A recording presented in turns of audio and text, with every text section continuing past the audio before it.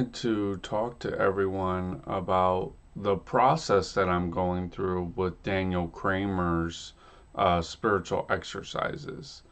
Now, here, let me show you the book. You've probably seen it multiple times, but here it is again. Spiritual Exercises of Daniel Cramer. I just have a printed copy that I did. Um, so I'm looking at Limus Fimus right now. It is the mud filth. And so it primarily indicates the need to transcend material impurities. Now, in the original Rosicrucian emblems of Daniel Cramer, we have that each one of these images was juxtaposed against another. So when I did the analysis of the 100 emblems and that kind of use of them, this one went against, it was in connection with the Sapentia Simplex emblem, which I'll show you that as well. But Sapentia Simplex is in the volume actually, and I have it indexed at the beginning of the book, so you can easily see these images that I'm referencing. So Sapentia Simplex means obviously it's simple wisdom. But I associated these with the Logion of the Gospel of Thomas. So I was really grateful that we got that breakthrough through the spiritual whatever impulse of the age, because now we're able to reference it to the Gospel of Thomas. Right now, this one, well, not right now, but it does relate mostly to the Logion 98, which you'll see in here.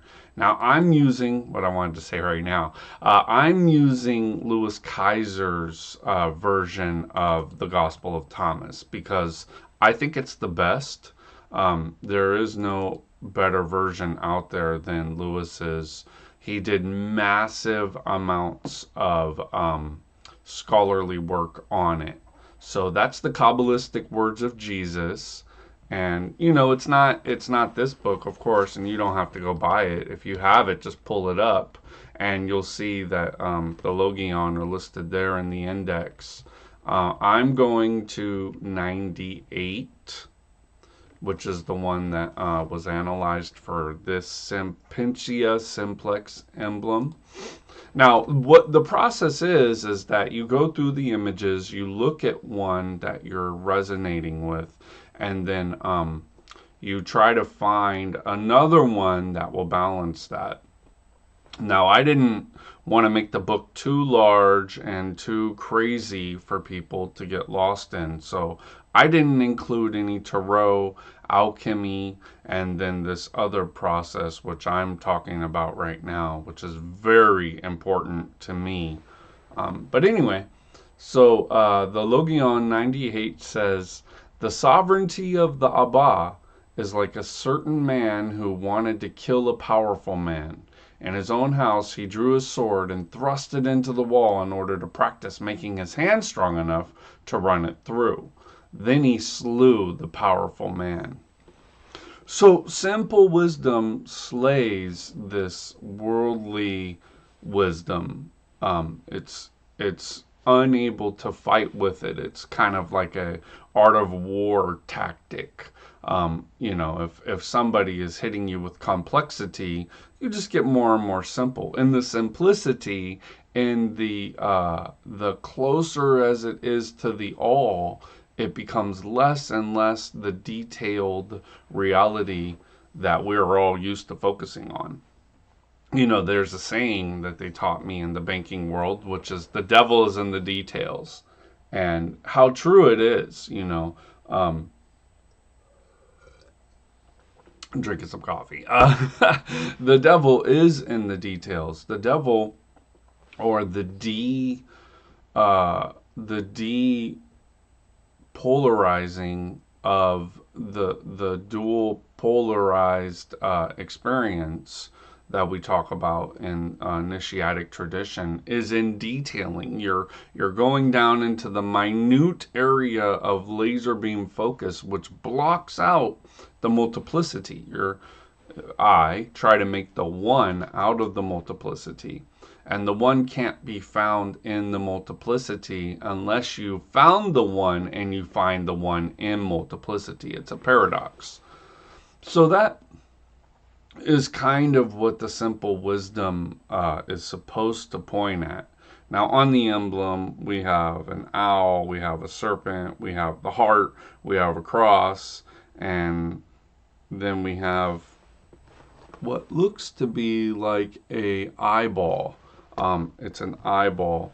And then in the background, we have a picture of the castle and of the mountainous range. And basically, what it's saying is that when you're in that realm, you have departed from this wisdom tradition that is carried out through this owl, hint, hint, for those who can recognize gang signs, and then the eye, the serpent is there, and the heart is there, all on the cross. So these are icons of the same kind of wisdom tradition. So we're looking at that. Now, Louis Kaiser says that this is about the interior halakhic discipline. And I found through my own studies that halakha is actually very important to the Hekkalot mystics. The Hekkalot mystics were those who went off of the tradition of Ezekiel and Enoch. But it was very important. Almost all of Hekkalot mysticism that you'll find in Schaeffer's book. In German, you will be able to see that it's halakhic kind of presentations. So Paul reflects. This is a logion of Paul. The concept when he declares everyone who competes in the games goes into strict training. They do it to get a crown that will not last, but we do it to get a crown that will last forever. How ironic that we're doing this video right after the closure of the 2024 Olympics. Therefore, I do not run like a man running aimlessly.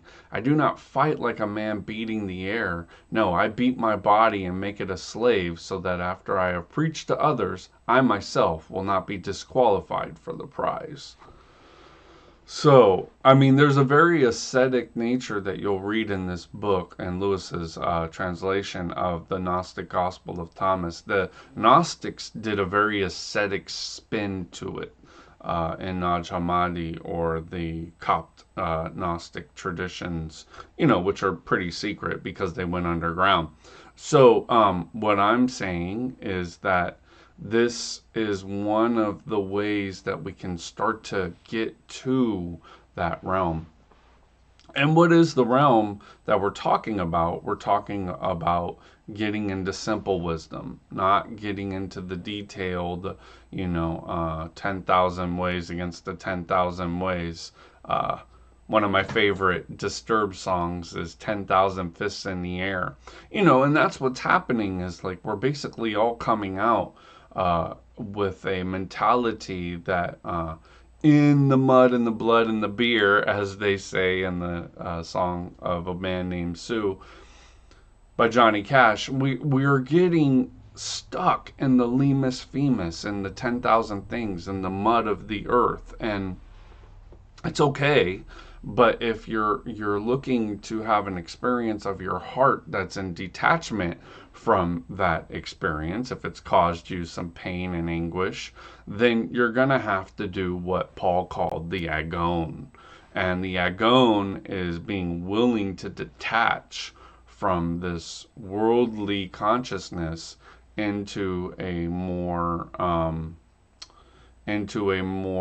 unified consciousness than just the disparity of scientific reality, as we call it.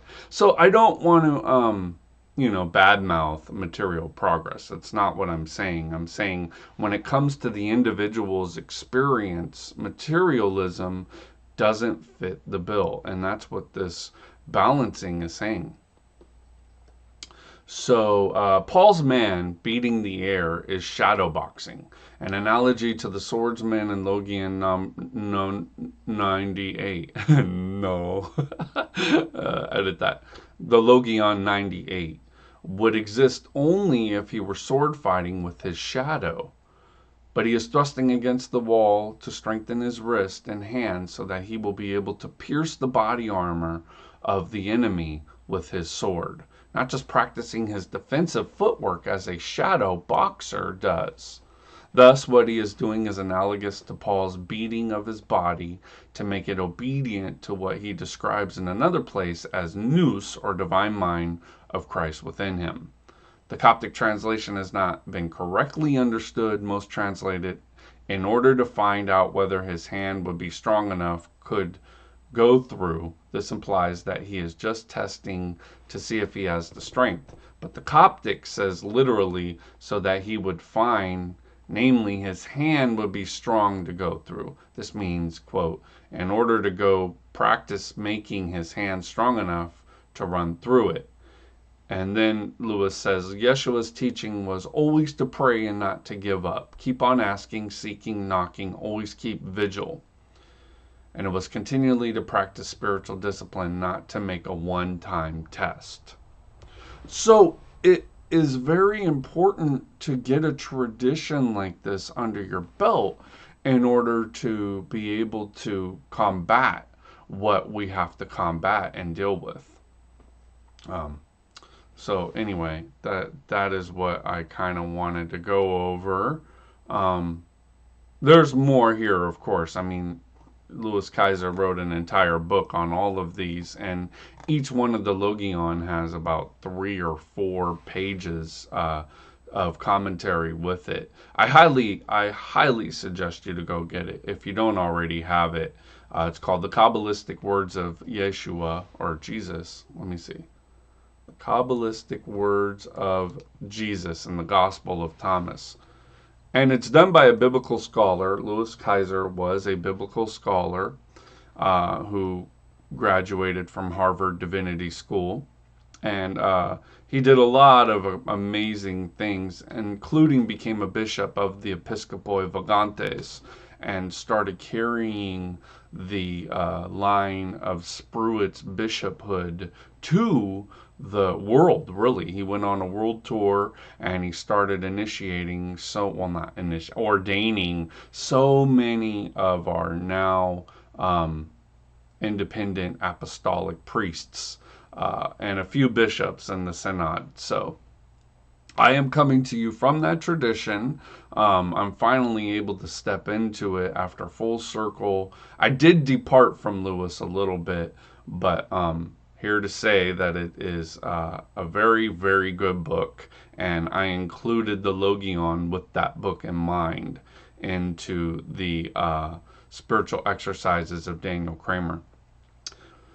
So we have Quran verses here, Bhagavad Gita, Tao Te Ching, Corpus Hermeticum, and the Ignatian realizations that come from this mode of practice. Not only that, but underneath the actual image, we have a quote from Meister Eckhart.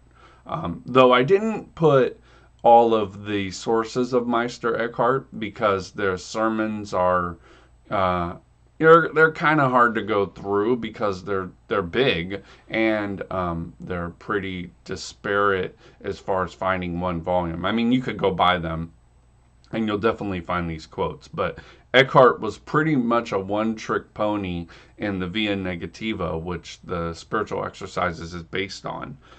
Anyway, his quote says, "The highest and most perfect wisdom is to be without wisdom." So, even as we're going into the realm of, oh yeah, I'm the Hierophant, I'm the, Grand Pumbaa of the blah, blah, blah tradition, the highest wisdom is to forego that privilege and right of being an elect and say, yeah, maybe not. this is what Lewis talked about in his book, the unknown Yeshua. Um, and what he said was that in order to get to the highest Kabbalistic realms, in the realm of Bria, which is the angelic and archangelic, celestial hierarchy, you have to become anonymous. You're not allowed to take your individuality into that realm. So the highest wisdom, we have in the Kabbalistic tree, Binah, and then is the Hokmah. The highest Hokmah position is to be without egoism and individuality in order to assimilate into the all. Pretty powerful stuff, but we're not ready as a civilization and as a overall group of initiates until we're ready to go into this.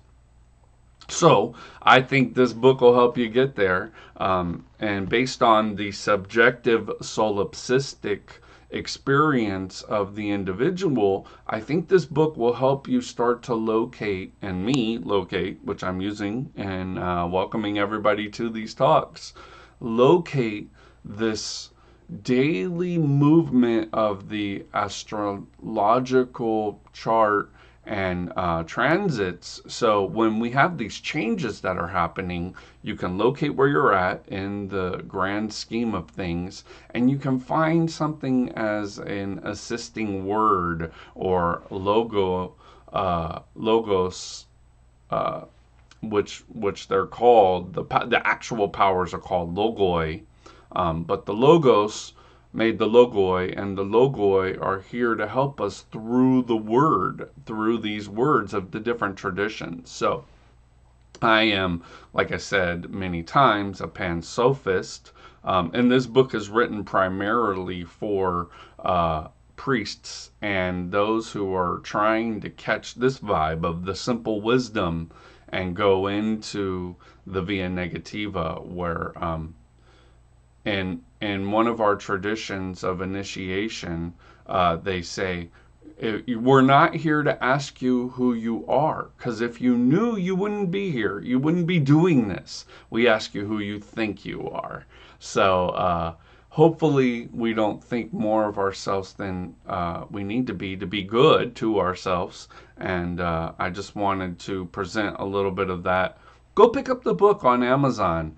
It'll really help. I mean, this book was written in order to assist those who are going through the highly subjective experience of their own individual journey. So enjoy, and we'll see how this goes.